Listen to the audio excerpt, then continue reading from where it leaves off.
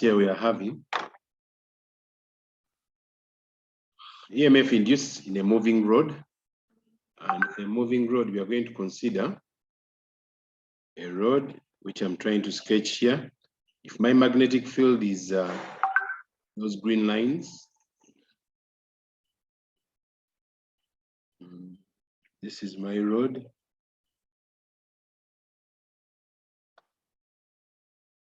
And if initially this rod has been moved from, say, it was initially somewhere around here.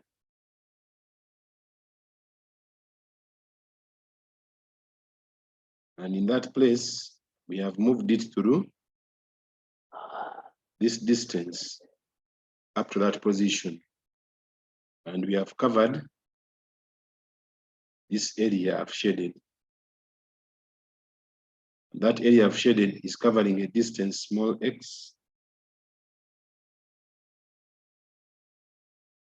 And according to this, the field is running down. So there is a current that is flowing through these wires connected. Then it flows through the rod.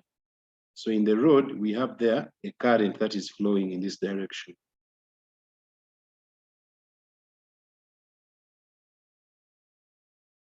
Okay. So this rod is going to experience a force.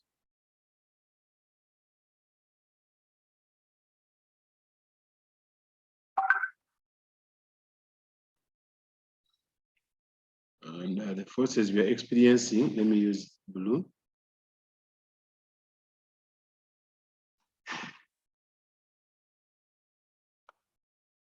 These are the forces we are experiencing.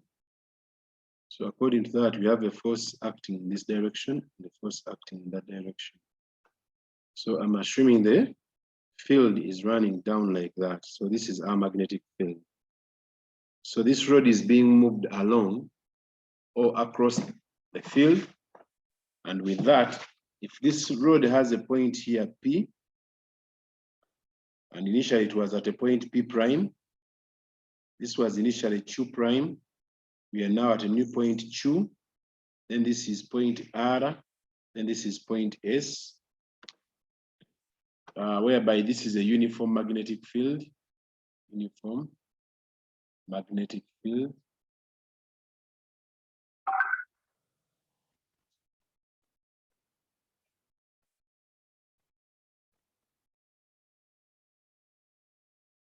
Then if this is force capital F, this is the counterbalancing force F prime, which force is due to motion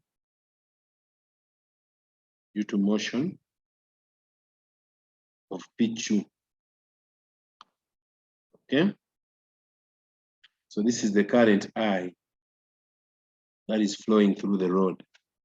So suppose,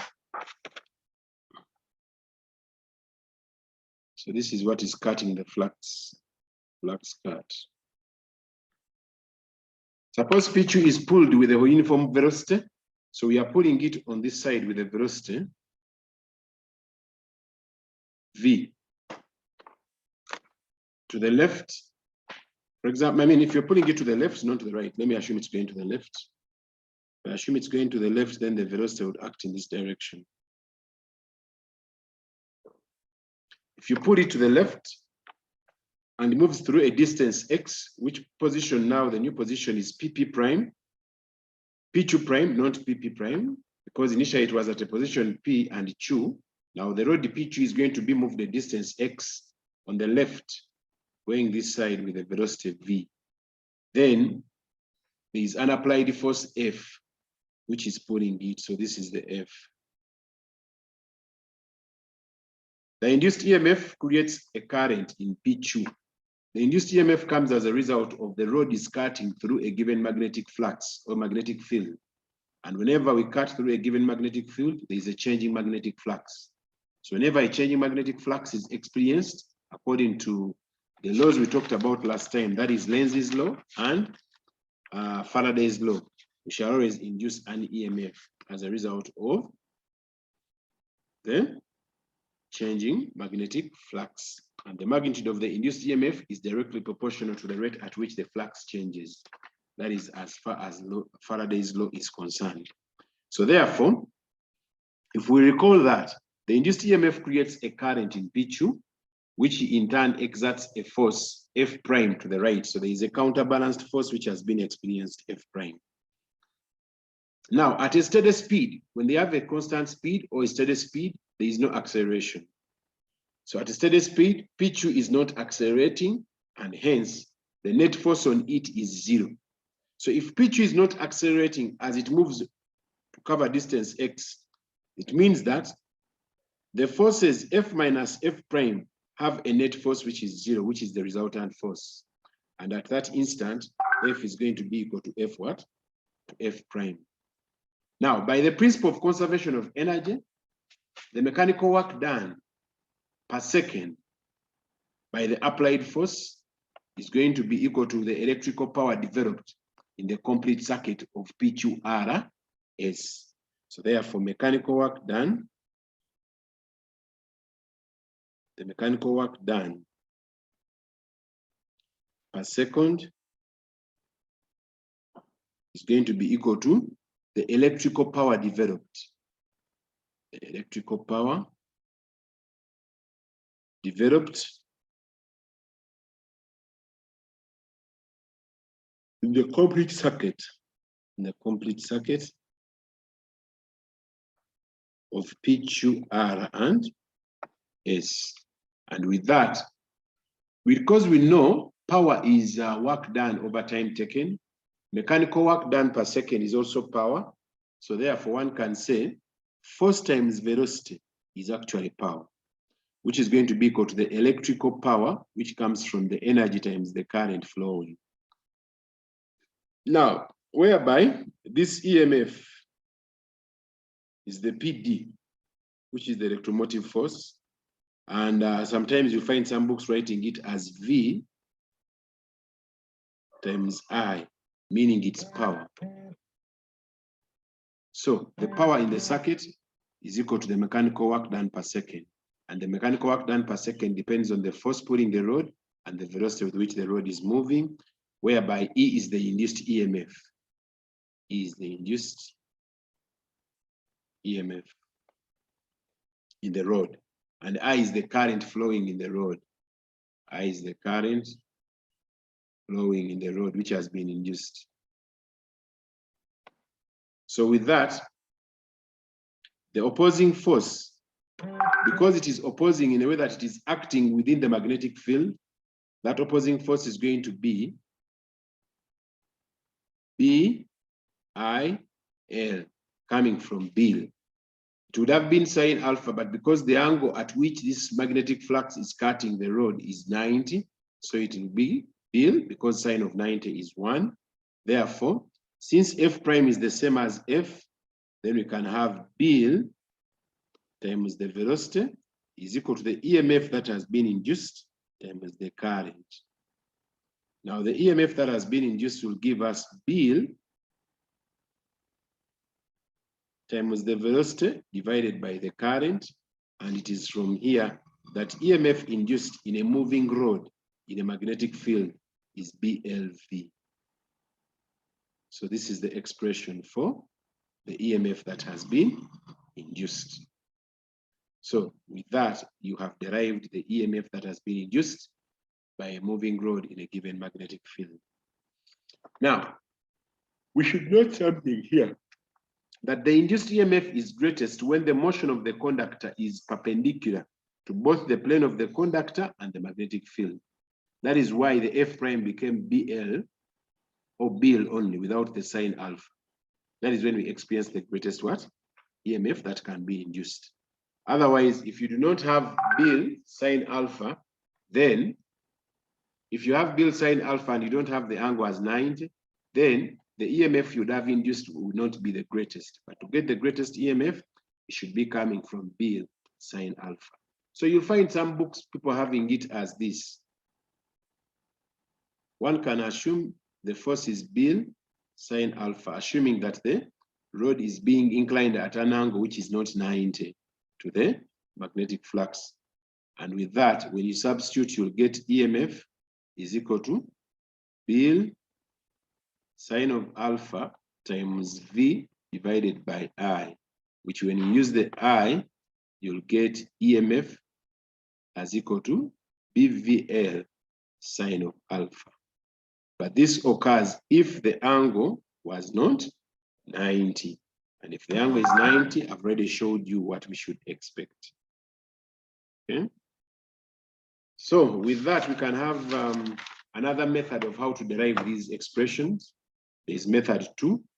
So that is method 1, using a force that is pulling the rod and the velocity at which the rod is being pulled. So the alternative derivation, alternatively, referring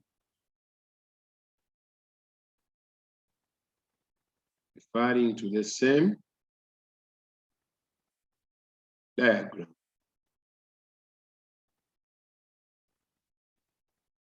For a moving rod or for a moving conductor, when the rod P2 has been displaced a distance x, when P2 has been displaced a distance x,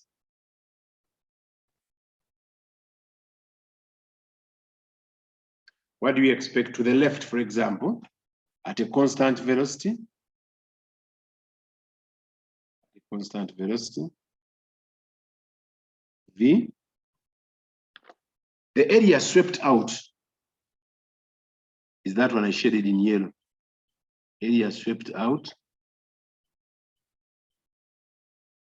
is equal to A, which is equal to X times the length of the rod. You know, this length of the rod is ideally assumed to be a distance L. From this end 2 to the end what? P. Now, if I assume I'm sweeping out this entire area, then I'm covering an area of X times L. So the rate of sweeping out of the area,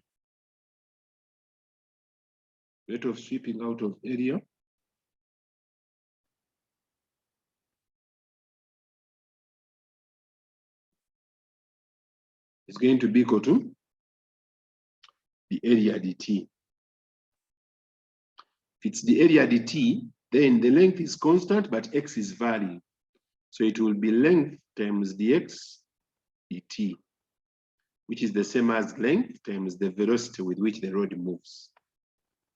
So dx dt is the velocity, which is uniform. So ideally, the rate of change of the area, which is the ADT, is equal to LV.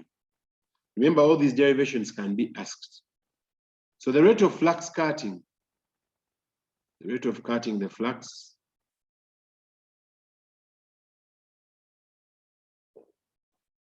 sometimes we call it the rate of change of flux linkage. Rate of change of flux linkage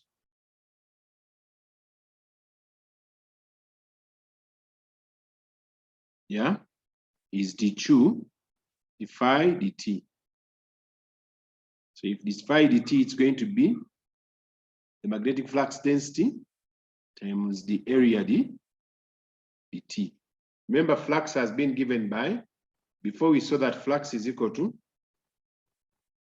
BA, whereby BA is the magnetic flux times the cross-section area. That's why we say it's the number of field lines piercing a given area.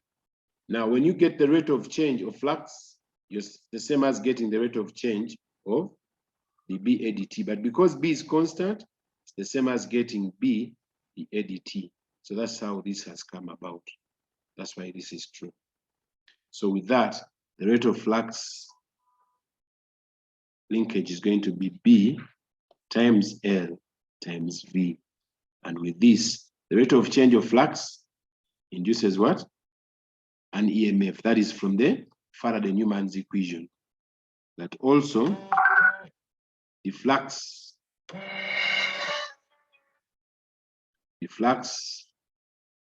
dt is equal to EMF that has been induced. So one can conclude that EMF is equal to BLV for a moving rod. Not only rods, even this EMF can be induced in a plane. So we can use a plane and we induce an EMF on a plane, that's why you can end up having a plane that can all the time have what?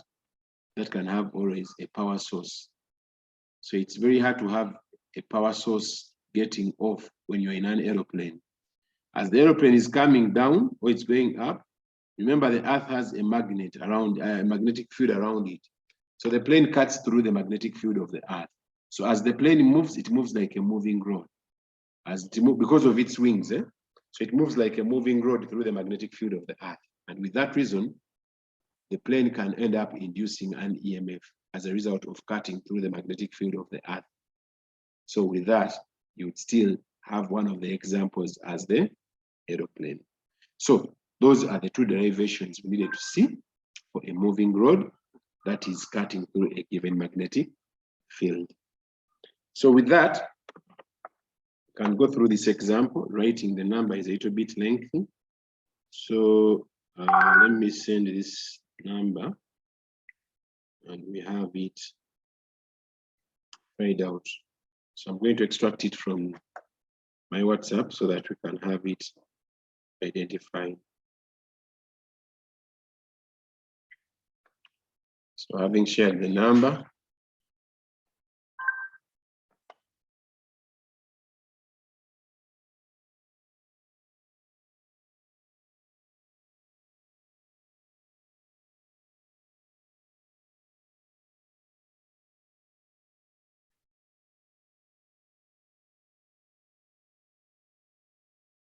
so here is the number. Let me screen share it.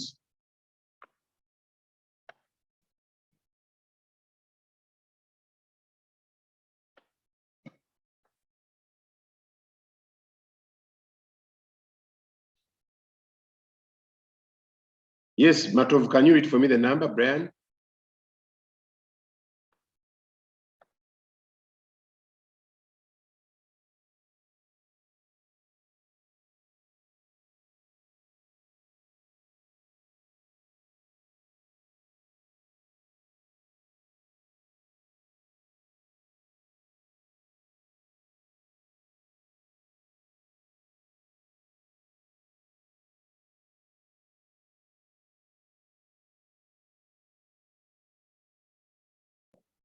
Matov, read the question.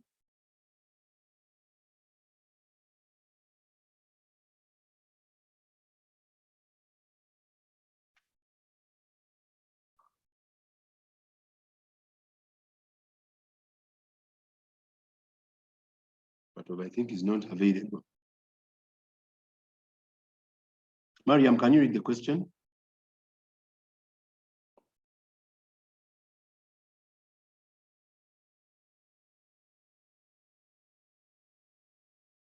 Mariam.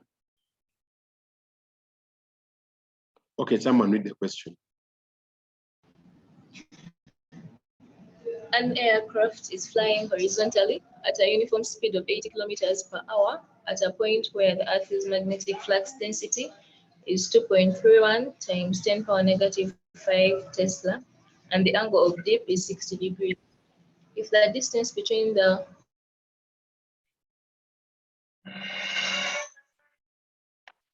wingtips. The distance between the wings is what? 50 meters. So we are assuming the plane is going forward this way with the velocity that is your airplane. Maybe it's a chartered plane.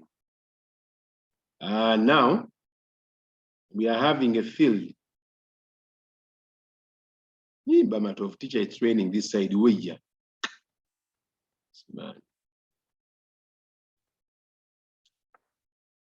Now we are assuming these are the field lines.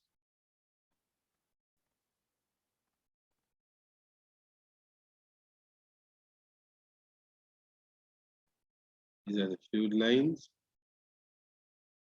which the plane is cutting through. And according to that question, these field lines have been inclined at an angle, as we are going to see.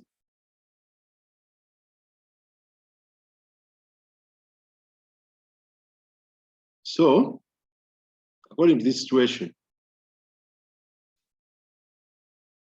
this is the horizontal, And this is the vertical component of the Earth's magnetic field. Then this would be BH. This would be B. So with that note, you would realize the following. That according to what the question has predicted, they have said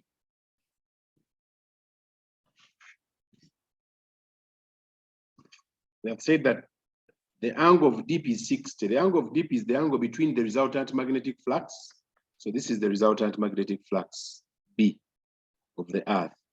And then this is the angle theta. The angle between the horizontal component of the Earth's magnetic field and the resultant magnetic flux of the Earth is what we call the angle of dip. So if you extract it out, it looks like this. This is BVH. This is our B, which is the resultant. Sometimes we used to call it BR. So with this note, this is the resultant. Then if I estimate the vertical component as this one, which is BV, then you would realize that according to this angle, you'll have BV out of the resultant is equal to sine of theta. And according to our angle, it is 60. So therefore, the vertical component of the Earth's magnetic flux divided by the resultant component of the flux is equal to sine of 60. Why do I need the vertical? I need the vertical because it is the one that is going to be going down like this, acting down like this, so that our moving plane comes and cuts through it. So that's why I take the vertical component. Yeah. So we need to find the vertical component of the Earth's magnetic flux. So therefore, BV is equal to the resultant component of the Earth's magnetic field, sine of 60, which resultant was given as 2.31 times 10 power negative 5 sine of 60. What is that BV? Come on, computer, and get the answer.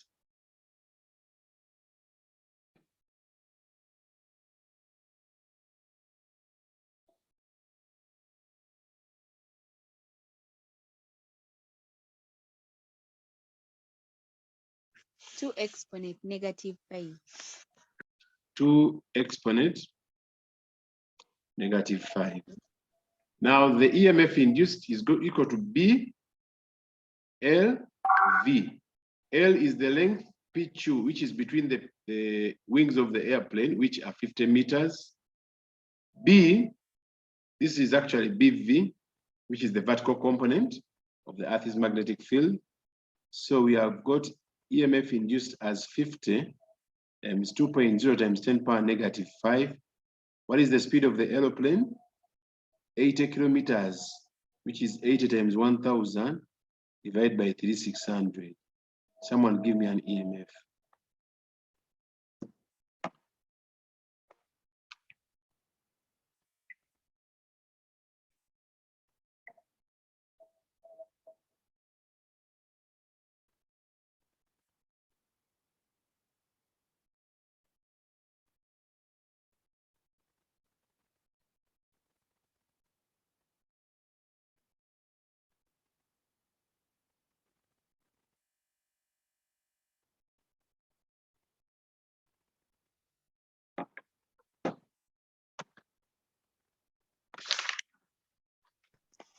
Zero point 0.0222.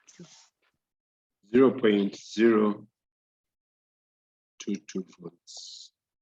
So that's the EMF that can be induced when a plane is cutting through a magnetic field of the Earth. And the angle of dip is 60 degrees for the Earth.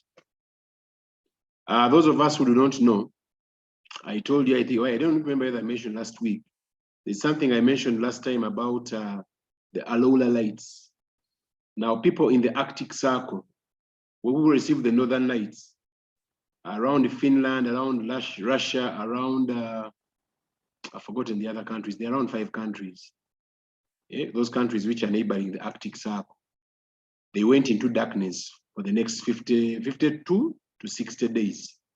They went through darkness last week, so they are going to see the sunlight again around mid-January. So that is very interesting about that. But remember, those people there have an advantage that sometimes they see the aurora lights, which are experienced as a result of the interaction of the magnetic field of the Earth and the protons that come from the sun. So there, because that is where the axis of the Earth is of rotation, that line of the axis has a weak magnetic field. So when those ions come from the sun, they can penetrate towards the Earth. And as they do so, they interact. So they move like moving charges. We shall also see a moving charge, the EMF it induces. So as they move like moving charges, due to the interaction with the magnetic field of the Earth, they end up producing what we call the aurora lights, which we call the northern lights and southern lights. But I sent some of those I would read about on your groups. I don't know whether some of you managed to read about them and get to know that physics behind. But I have a colleague I studied with in class, and he's in that area, and he was worried about how to pray. So when he contacted me, I went ahead and searched and confirmed that they have gone into darkness for the next 56 days. So that is how strange it is. Sometimes they have longer hours of the sun, around 20 hours, 19 hours of sunshine. Then they have around 3-4 hours of night. So still that happens to them. Okay, so we can have another number after people have taken that screenshot. If I can introduce another item.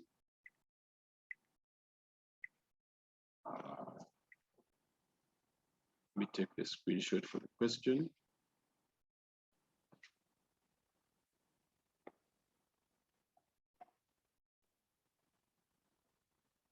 So here comes question 2.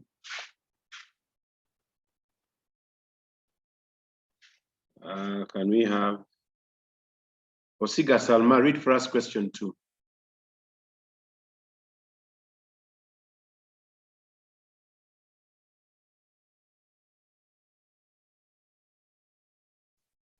Osiga? A straight wire of length 20 centimeters and resistance 0.25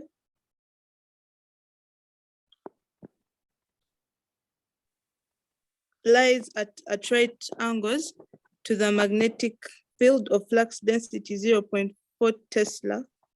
The wire moves when a PD of 2.0 volts is applied across its ends. Calculate the Roman 1 initial force acting on the wire, Roman 2 force on the wire when it moves at a speed of 15 meters per second, Roman 3 maximum speed attained by the wire. Okay, thank you so much. Hope everyone has had the question. So here is our wire. It is that red one of 20 centimeters from its ends. So it has 20 centimeters from this way up to that way.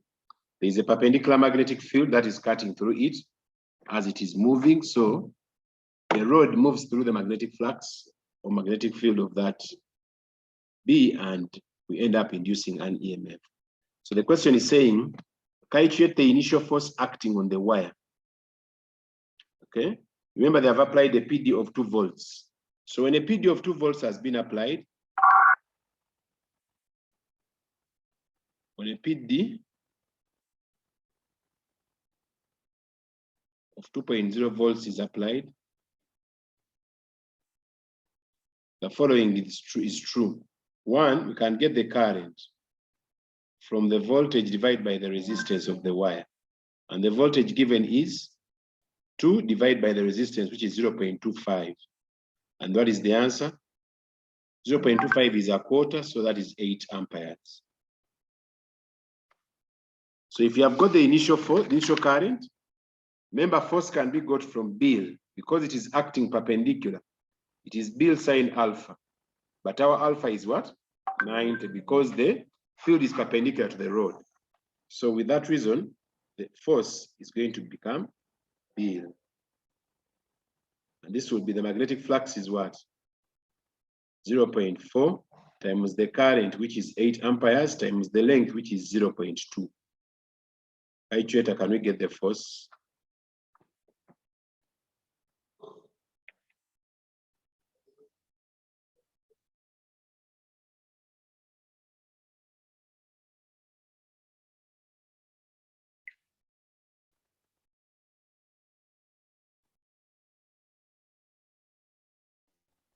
0.64.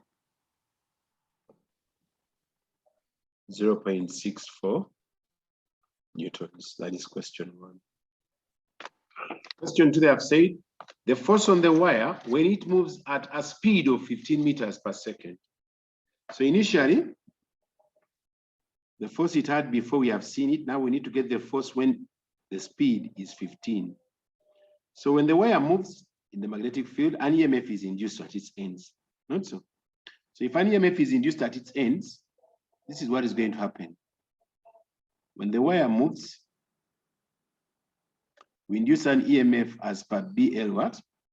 BLV, which is 0.4 times the length of the wire, 0.2 times the speed, 15 meters. What EMF do we induce?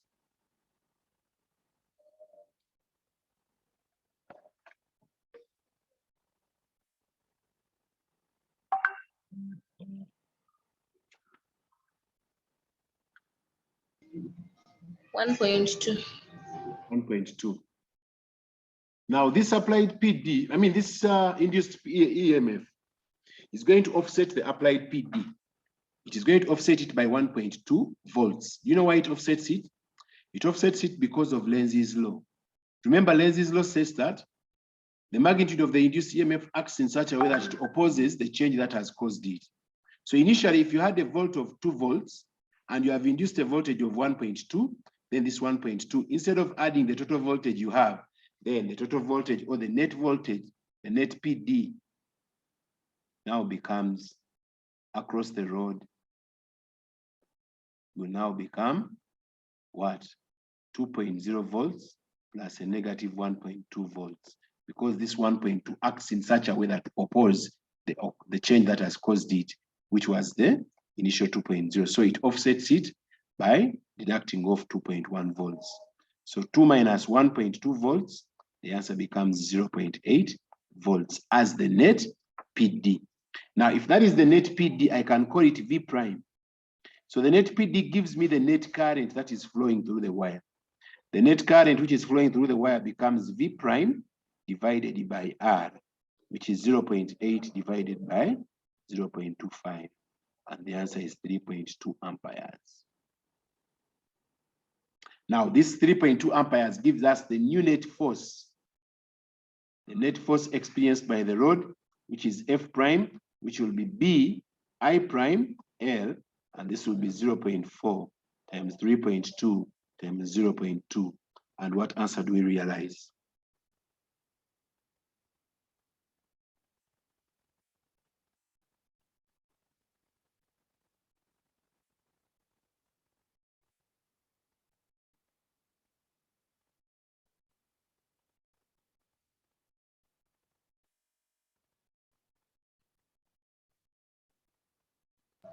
Zero point two five six. 0.256 newtons. Then the last one is the maximum speed of the wire. The maximum speed of the wire is attained if we have maximum EMF induced. Now, according to what is being applied, the applied PD is 2 volts, so that is the maximum expected PD. So if the maximum expected PD is 2 volts, then at what speed do we induce that PD? So we can say, if the induced EMF is maximum, then it should give us the value which we had before, which is the applied what? Applied PD. So this is 2 volts. The induced EMF will be B.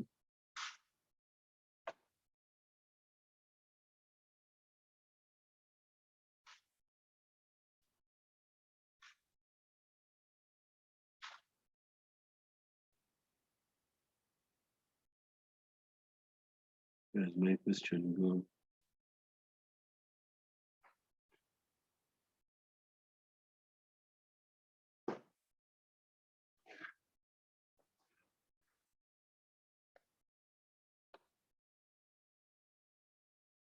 Yeah.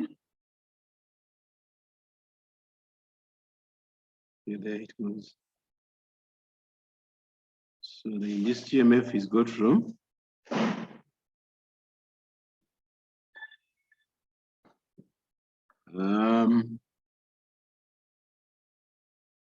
we shall have BLV is equal to 2.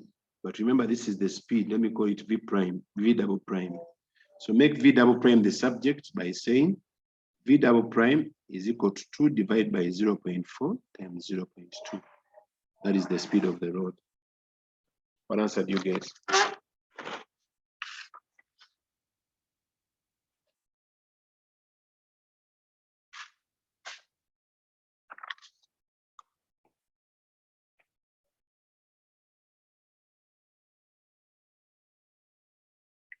Now, I will not be able to, because of time, I will not be able to derive EMF induced by a force on a moving charge.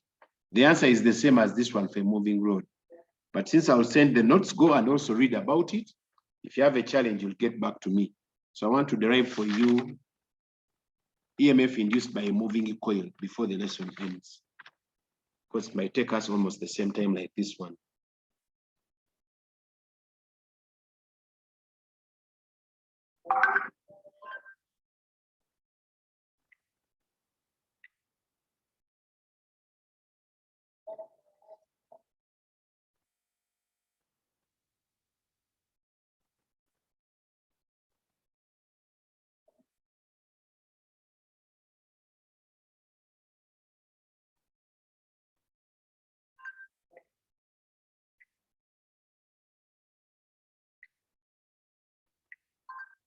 Okay.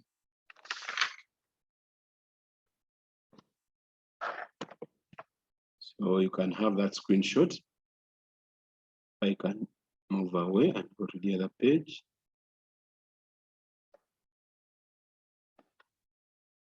So coming back to our page, we are now going to get EMF induced. EMF induced in a rotating coil.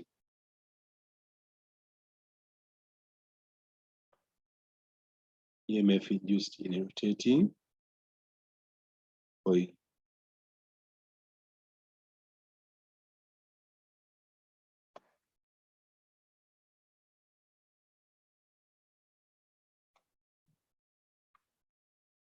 Now I can assume my rotating coil looks like this. These are permanent magnets.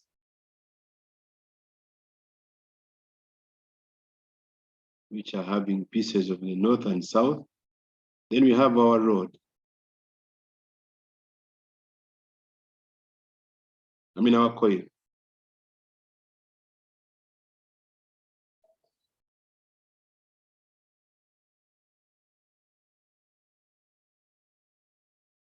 As our coil is rotating,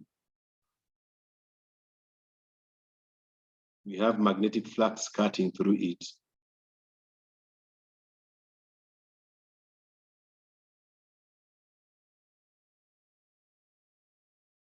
Yeah. That is the magnetic flux cutting through our coil, running from north to south. Now, if you look at this carefully, you would see that we can have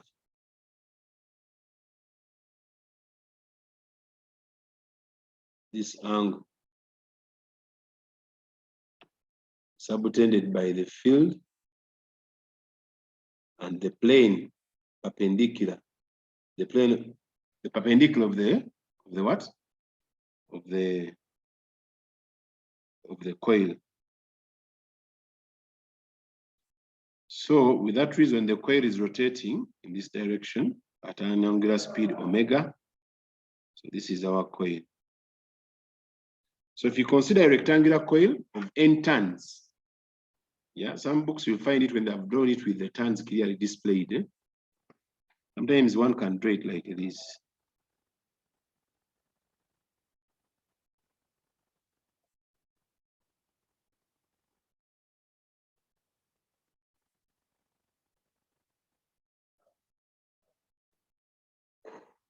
Then they describe it for you in this form. This is our coil. These are the number of turns. It's being subjected at an angle within the magnetic field. So don't think it is either a rod or it's just a straight line. It's a rectangular coil. So consider a rectangular coil of n turns. Each of area, capital A,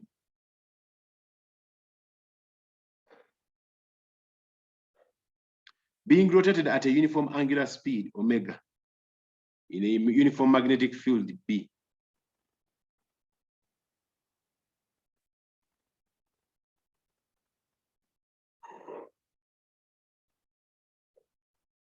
Then, with that instant, when the normal to the plane of the coil makes an angle theta with the coil, which angle theta I've shown there, the magnetic flux leaking each turn of the coil is given by the following.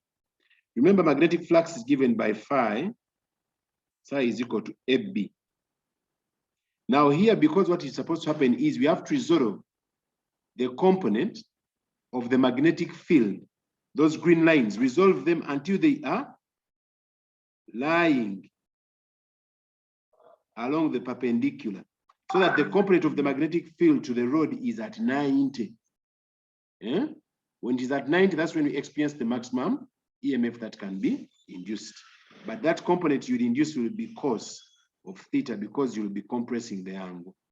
So this will become B cos of theta. So for any turns, total flux is, for n turns, the total flux will be n phi is equal to nab cos theta, right? Then from the Faraday-Newman's equation, from Faraday-Newman equation,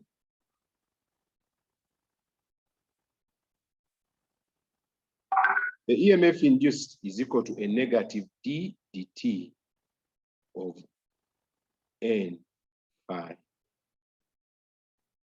So it means we shall differentiate the total flux we have with respect to t.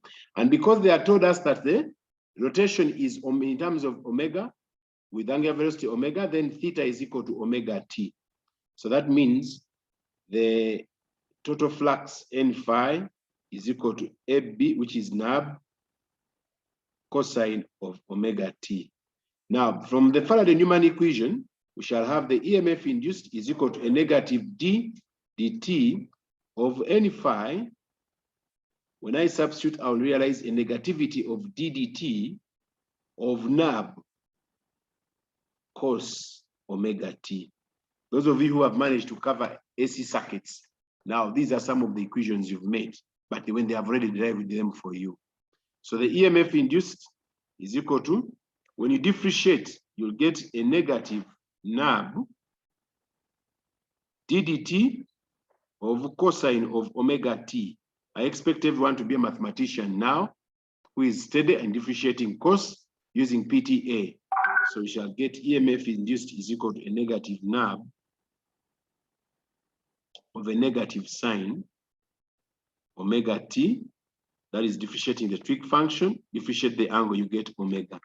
So with that, the EMF induced is equal to a positive, because the negative negatives become positive. So you get nab omega sine omega t. Okay. Now, sometimes you can express this in terms of theta, and we shall have EMF induced is going to be equal to nab omega sine of theta. Then others will end up, because we have seen theta is already omega t, others can also say, since theta is omega t, some books will have this, omega is 2 pi f times small t. Then still EMF would be equal to 2 pi f nab sine 2 pi f t. All these are expressions for the EMF induced by a moving or by a rotating coil. So finally, this can be written as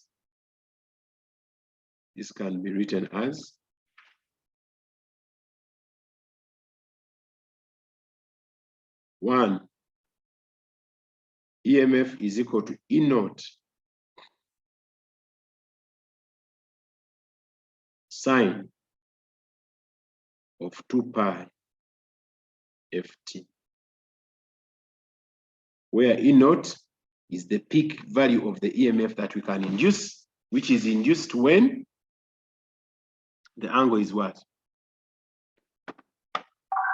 Where E naught, I'm saying, is the peak value. Peak value or amplitude of the induced EMF. I think those of us who have seen AC circuits, you've seen some of these ideas. Though they come in this form, V is equal to V naught sine omega t. Okay? I told you to go and watch the movie War of Currents. There was a war of currents in USA, whereby Tesla is one of the people who are behind this physics. As he was inducing alternating current, the guys who made direct current, my God, there was a very big problem. So there was a really war between them. Tesla was a very good physicist, and his boss, his CEO, who was the boss, when he made direct current, he thought he had finished it all. He thought there was nothing more that was going to be added on the current. This bright man Tesla was telling him, we can do this, we can alter this, and then have this, and then induce EMF. The guy was saying, you guy, you want to crash my system. So their lab was burnt. Tesla was expelled. When Tesla went to another state in USA, he got another rich man, told him about the idea. He built a system which was alternating current, which we are using today in the entire world. In every device we have, almost. So we are phasing out this years per now. That was around 19 what? I don't know, 30s. But little did the other man know that this young man is going to compete with him even business-wise. Now the DC guys were the ones who are making electrical devices, all machines, sewing machines, bulbs, all devices. They reached even an extent of suing them and saying that they are not supposed to use their electrical devices.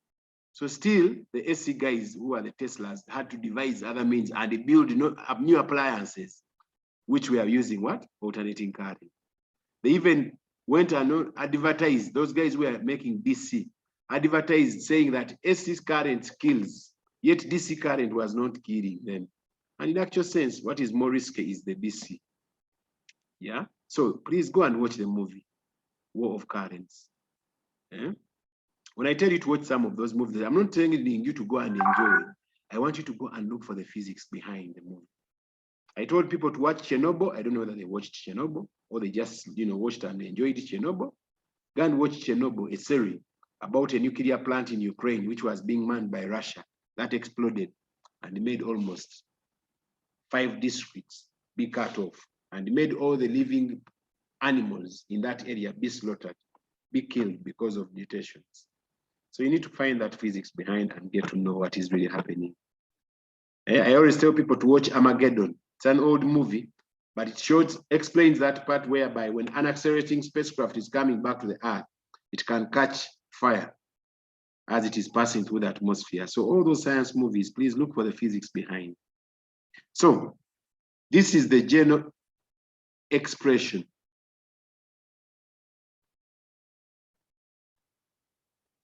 for alternating EMF. Alternating current PD or EMF.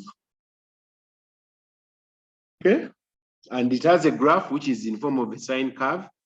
The graph of induced EMF against time. So graph of induced EMF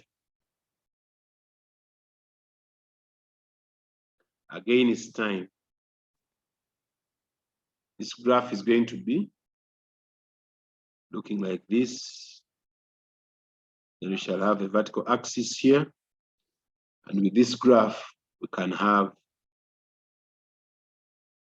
the shape of the sine curve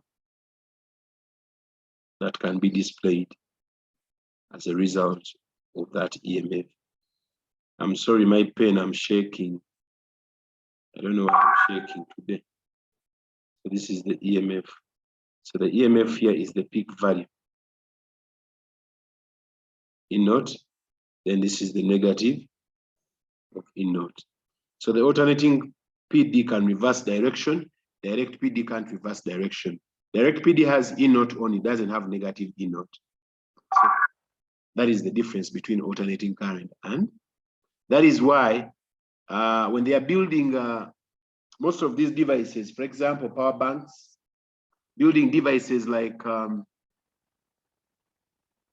disks, when the hard disks are being made, when you listen to them carefully, even CDs, you know how a CD is built? A CD is built in a computer system whereby when you place it in there, the CD rotates. So it's a rotating disk. There's a magnetic field which is subjected in there. As it spins around, it induces an EMF, which is converted in terms of AC like this one, and then to be converted because it is alternating. It can alternate from one form to another. So it will alternate until we end up seeing images on the screen.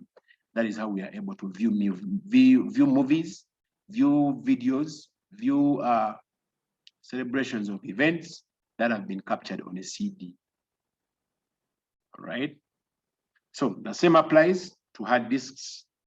When they are connected to a laptop, you can hear them making some sound in there. So that means there is a moving rod, a moving device that is in there, and that is cutting a given magnetic field. And with that, it can induce whatever I want to induce as a result of the EMF that can be induced, which is alternating. Okay. So with that, there are some examples here according to what is happening. Okay, let's have one. Because time is up, but I was worried that people might say time is so up and they might fail to do what? To be in position to have it captured. But over Brian, what did you say?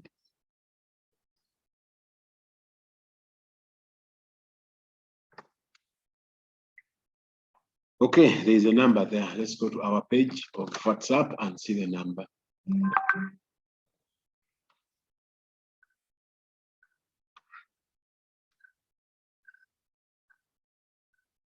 So here we go.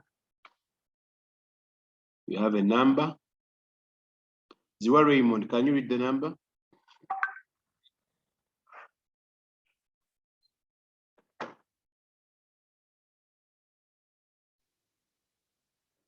A circular coil of 100 turns and cross-section of, so I'm not seeing some things clearly. Cross-section area. And cross-section area 0.2 meters squared is placed with its plane perpendicular to a horizontal magnetic field of flux density 1.0 exponent negative 2 Tesla. The coil is rotated about a vertical axis so that it turns through 60 degrees in 2 seconds. Calculate Roman 1, the initial flux linkage through the coil. Roman 2, the EMF induced in the coil. Okay, so Roman 1, they want the initial flux linkage. So flux linkage, we saw that total flux is equal to nab cos theta, if you recall. So this is now becoming the initial flux. Now, the initial flux is when the coil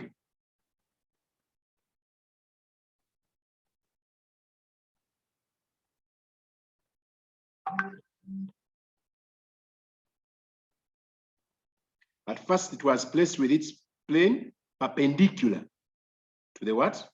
To the field. So this is our field, which was perpendicular to the plane of the coil. In that sense, the angle was 90. That is in the beginning. So this is the plane of the coil, which makes 90 with the field. So this is our field B. So initially, theta is what? 0. So the total flux initially becomes what? Becomes nab. Cos of 0 is 1. And this will give me 100 times 0.2 times 1.0 times 10 power negative 2. Calculator, someone get us total flux.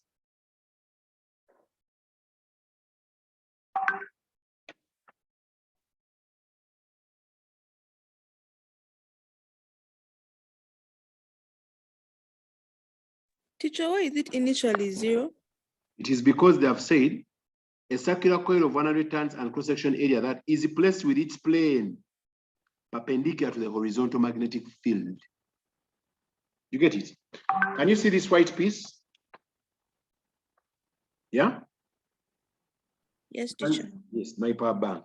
Yeah, I'm assuming this is the plane of the power bank and the magnetic field is perpendicular to it, this plane you're seeing. So the angle between the plane, which plane is the field, and the plane of the power bank is 90. So that is the initial position. Okay? Now they said the coil is then rotated about the vertical axis. So we rotate it about the vertical axis so that it turns through 60 degrees. So now it is at this angle with the plane at an angle to the field. So the second illustration for that will now be like this. Let me try to show it to you. Now what we are going to do, we are going to rotate our coil. This is our coil.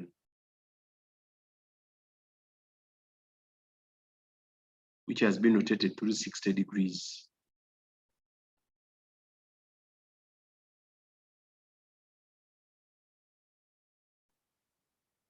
This is the field we had initially. So if it has been rotated through 60 degrees, it has its plane. Look for the perpendicular of the coil. It may be somewhere around here. So that after rotation, the angle between the perpendicular of the coil and the field is 60 degrees.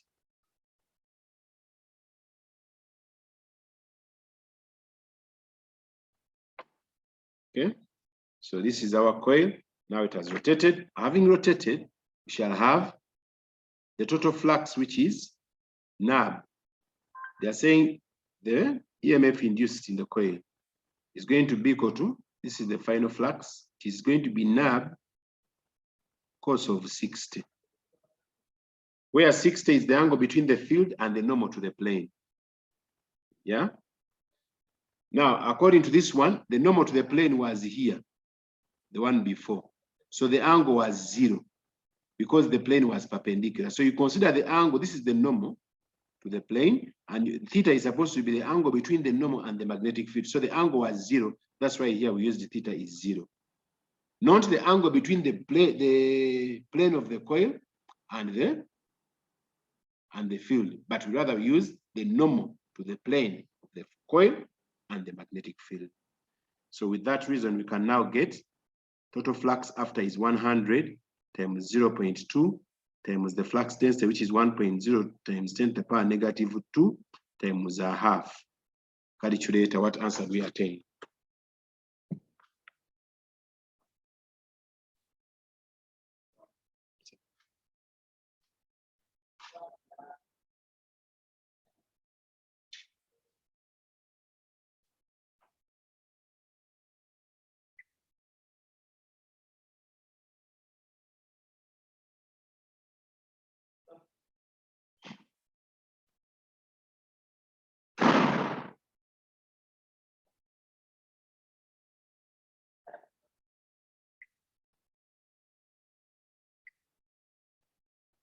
Calculator?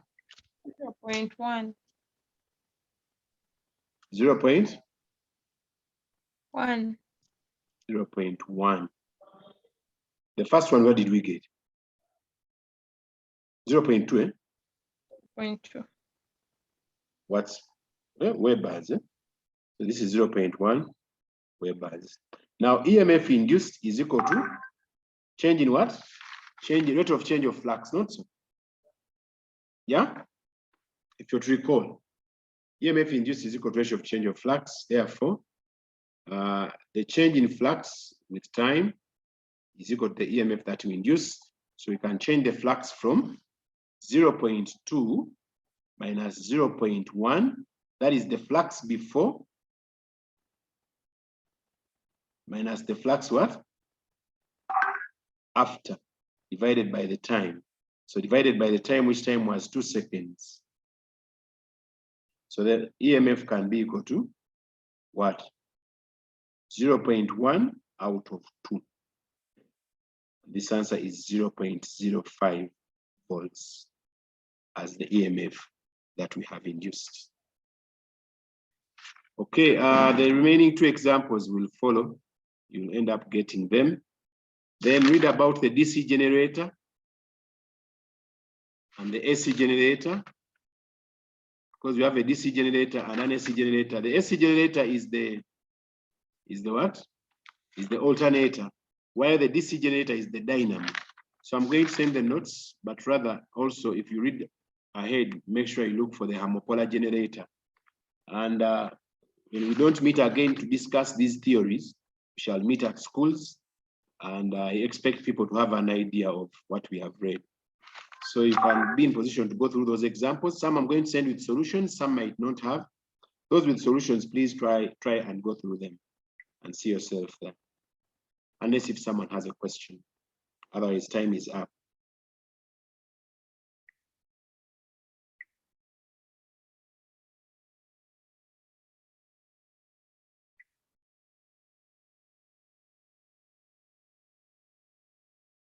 Okay, no further questions. We can call it an evening. But before that, let me first send the numbers, the work.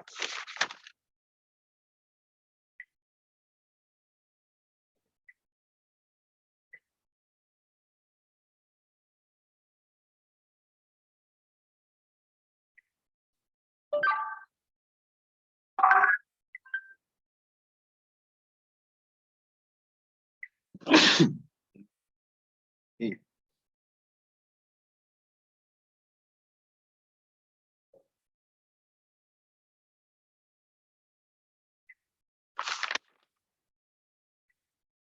Omrico might have come across me or what?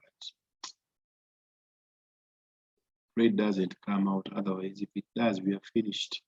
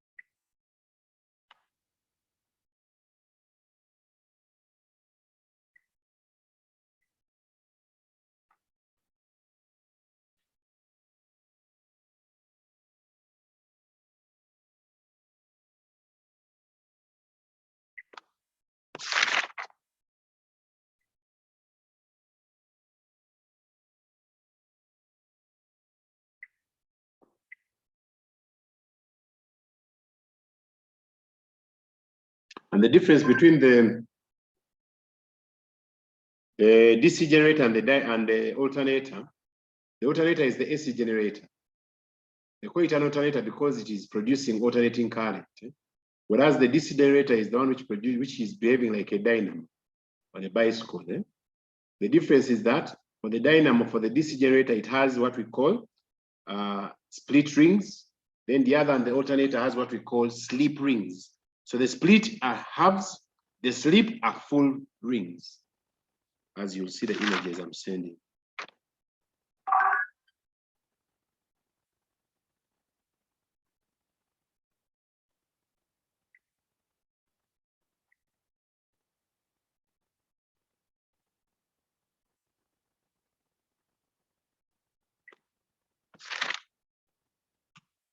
Okay, I'll stop here.